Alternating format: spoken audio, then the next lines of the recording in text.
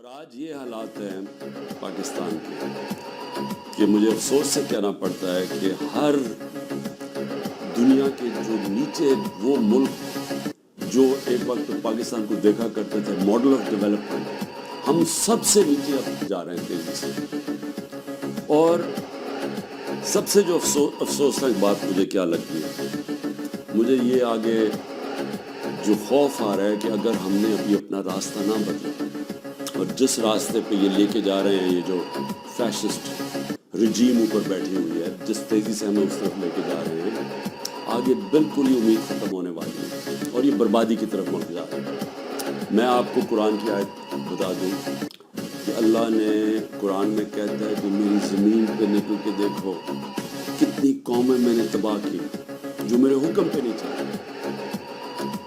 اب میرے پاکستانیوں، یہ میں بار بار آپ کے سامنے بات کہہ بیٹھا ہوں، لیکن میرا کام ہے ایک وہ آدمی جو پاکستان کے ساتھ بڑا ہوا ہے، جس کا جینا مرنا اس ملک میں، یہ میں آپ کو بار بار یہ بات بتاتا جاؤں گا کہ ہم اس وقت بالکل تباہی کی طرف جا رہے ہیں۔ جب میں نے ڈائلاگ کا بھی بات کی کہ جی اسٹیبلشمنٹ آرمی چیف سے ڈائلاگ کرو، وہ مجھے کوئی فکر نہیں ہے کہ میں عمران خان کو کسی کی ضرورت ہے یا میں کسی کے کوئی خوف زدہ ہوں یا میں یہ سمجھتا ہوں کہ بڑا پریشر ہے تو میں اس لیے ڈائلاگ کروں۔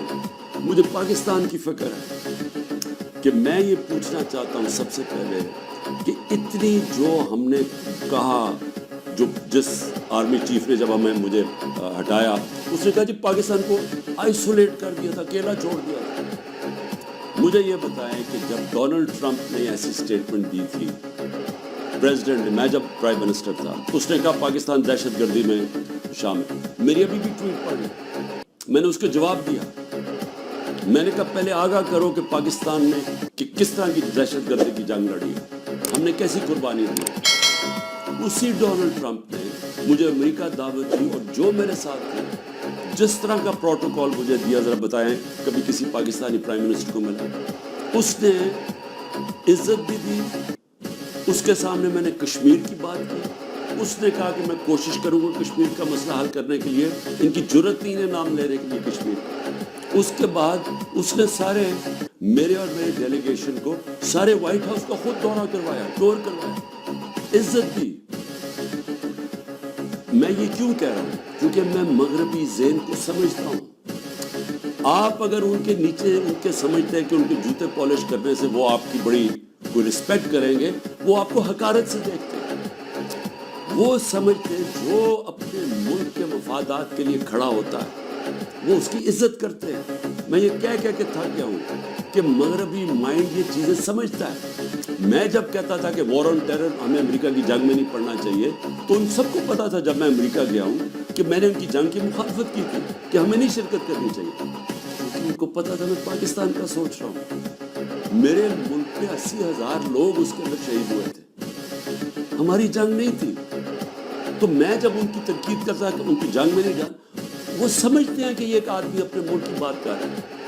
میں نے جب ان کو کہا افغانستان کے اندر کوئی ملٹری سلوشن نہیں ہے، تو ان کے سینیٹر لنزی گرام، یہاں تکڑا سینیٹر ریپبلکنز کا، اس نے پاکستان آ کے بیان دیا کہ عمران خان ٹھیک کہہ رہا تھا، کہ وہ اس چیز کی رسپیکٹ کرتے ہیں۔ یہ جو جا کے جناب فورن منسٹر بلاول بھٹو ہر دوسرے دن پہنچ کے اچھی انگریزی بولتا ہے، اس سے وہ متاثر نہیں ہوتے۔ اور اسی لیے یہ جو فورن پالیسی بنا دی ہے کہ جی ہم ساری دنیا کے ساتھ اچھے باتیں کریں، ان کو آم کے ٹوکرے بھجوا دیں اور ہم جا کے ان کے ساتھ بڑی اچھی طرح ان کے ہاتھ پکڑ کے بات کریں، ایسی یہ باتیں نہیں چلتی۔ آج آئسولیشن ہے پاکستان کی، اس کو آئسولیشن کہتے ہیں کہ وہ ملک جنہوں نے روس سے تیل نہیں خریدا، ہم نے ڈیل کر لی تھی ان سے، یہ آگے بات تو بڑھاتے ہیں۔ ہماری تو صدر پوٹن نے اپنا انرجی منسٹر بھجوایا تھا میری میٹنگ کے بعد، حماد سے ملاقات ہوئی، میں نے اس کو سمجھایا کہ ہماری یہ سپر سائیکل کی وجہ سے کرونا کے بعد تیل کی قیمتیں اوپر اور یوکرین کی وجہ سے اوپر چلی گئی ہیں، ہمارے ملک میں، میرے بھی اور غریب ملکوں میں مشکلیں پڑی ہوئی ہیں۔ اس نے انرجی منسٹر بھجوایا، بات ہوگی، واپس آئے تو نو کانفیڈنس ہوگی، کیونکہ جناب یہاں आर्मी चीफ साहब बातें कर रहे थे वहाँ, उनको बता रहे थे जी बड़ा एंटी अमेरिकन है और इमरान खान, और उधर से साइफर आ गया कि जी इमरान खान को हटाओ नो कॉन्फिडेंस में। बात बीच में आएगी तो इनको तो मौका मिल रहा था। हिंदुस्तान जब सस्ता तेल 40% कम कीमत में तेल मंगवा रहा था तो इन्होंने क्यों नहीं आगे बात बढ़ाई? क्योंकि ये गुलाम है और गुलामों की कोई इज्जत नहीं करता दुनिया में। और आज जो फॉरेन पॉलिसी हमारी जिधर खड़ी है ये अब आपके सामने देख लें कि हम किधर हैं। अल्लाह का हुक्म है कि कौमें तबाह हो जाती हैं जब वो मेरे हुक्म पे नहीं चलती, और वो मेरी जमीन पे अदल और इंसाफ कायम करो। ये सारे अल्लाह के पैगंबर जो थे वो एक ही चीज कह रहे थे, उनकी सिर्फ मिशन एक थी कि अदल और इंसाफ की।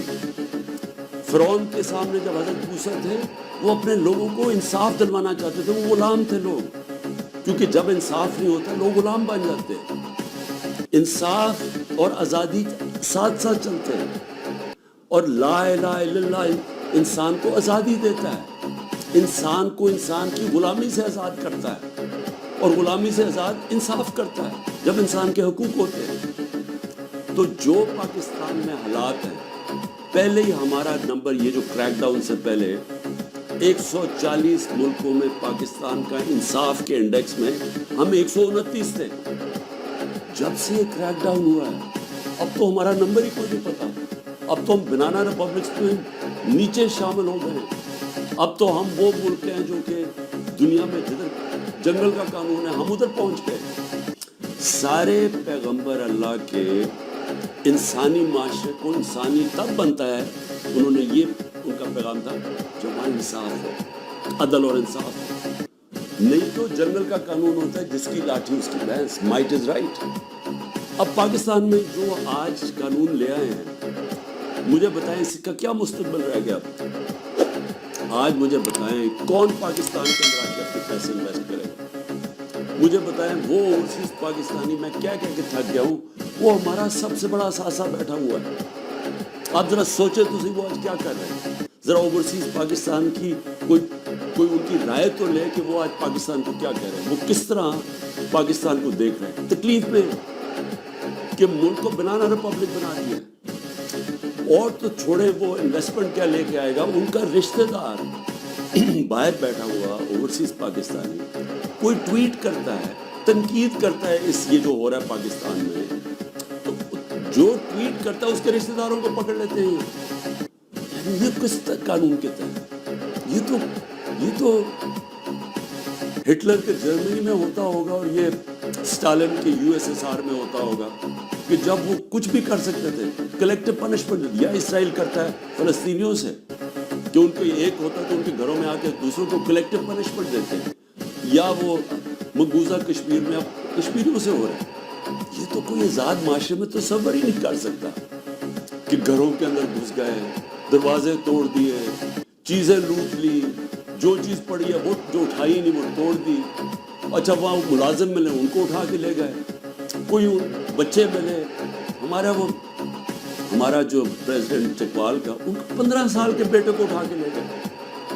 वो यासिर गिलानी हमारा एक टिकट होल्डर, वो छुपा हुआ था, उसकी बीवी अपने माँ बाप के घर थी, उसके माँ बाप के घर जाके बीवी 4 बच्चे हैं उसके, छोटा बच्चा 1.5 साल का, उसको उठा के ले गए। उमर चीमा, उसको सिर्फ वो जेल में रखा हुआ है कि जी बस तो वो कुर्सी पे बैठ के कह दो टीवी के सामने कि जी मैं पीटीआई छोड़ रहा हूँ और मैं फौज से प्यार करता हूँ और 9 मई की मजम्मत करता हूँ। मैं बार बार कह रहा हूँ 9 मई की सारी कौम मजम्मत करती है जो जलाओ घराव हुआ है। उसके ऊपर कोई इंडिपेंडेंट इन्वेस्टिगेशन तो बिठा दें ताकि पता तो चले। मैं साबित करूंगा, मैं ये दावा कहता हूँ, मैं साबित करूंगा कि लोग छोड़े हुए थे अंदर जिन्होंने ये जलाओ घराव किया। मैं साबित करूंगा, ये हमारे पास अब प्रूफ आ चुका है। अदालत के अंदर मैं अपनी अदलिया से कह रहा हूँ, हमने लाहौर हाई कोर्ट में भी ये किया हुआ है, वो डिसमिस हो गई, सुप्रीम कोर्ट में रिट पड़ी हुई है। खुदा के वास्ते इंडिपेंडेंट इंक्वायरी करे। ये वन साइडेड टीवीओं के ऊपर कंट्रोल्ड मीडिया उसके ऊपर चल रहा है जी, ये देखिए जी इन्होंने क्या कर दिया, मुल्क के गद्दार है जी, मुल्क के। खुदा का वास्ते इस मुल्क को बचाएं। ये जो लोग 10,000 लोग जेलों में डाले हुए हैं, یہ پولیٹیکل ورکرز ہیں، اور ان سے جو ہو رہا ہے جیلوں کے اندر یہ ساری دنیا دیکھ رہی ہے، سارے بیرون ملک پاکستانی دیکھ رہے ہیں، اور وہ انہوں نے بچانا ہے اس ملک کو۔ جس وقت ہم اس ملک میں رول آف لا لے آئے، ہم اس ملک میں اعتماد لے آئے اپنے انصاف کے نظام پہ، ان کو یہ اعتماد ہو گیا کہ میری انویسٹمنٹ بچ جائے گی، میں اگر ساری زندگی کی اپنی سرمایہ کاری جو پیسہ جمع کیا وہ یہاں پاکستان میں سرمایہ کاری کروں، تو یہاں کا نظام ایسا ہے جیسے مغرب میں ہے کہ مجھے تحفظ ملے گا۔ کمزور کو یہ فیلنگ ہو جائے کہ طاقتور سے اسے تحفظ ملے گا۔ یہ نہیں ہوگا پاکستان میں، جو طاقتور جو مرضی چاہے کرے اور کمزور بیچارہ بے حس ٹکرے کھاتا پھرے کچہریوں کی اور تھانوں کی۔ وہ کوئی پیسہ نہیں آنے لگا یہاں اس ملک پہ، اور آئے گا ہی ملک تب، یہ بچے گا ہی تب جدھر آج پہنچ گیا ہے، جب ہمارا سب سے پہلے بیرون ملک پاکستانی انویسٹ کرے گا، سرمایہ کاری کرے گا، پھر باقی دنیا آئے گی۔ جس طرح چائنا اور ہندوستان میں ہوا تھا، انہوں نے جب اپنی اکانومیز کھولی تو پہلے ان کے اپنے لوگوں نے جو باہر بیٹھے ہوئے تھے انہوں نے انویسٹمنٹ کی۔ وہی ہے جو پاکستان کا اس دلدل سے نکالنے کا۔ لیکن یہ جو نظام ہے یہ تو مزید اور ہمیں ادھر لے کے جا رہا ہے کہ جدھر نریندر مودی کہہ رہا ہے کہ جی اپنے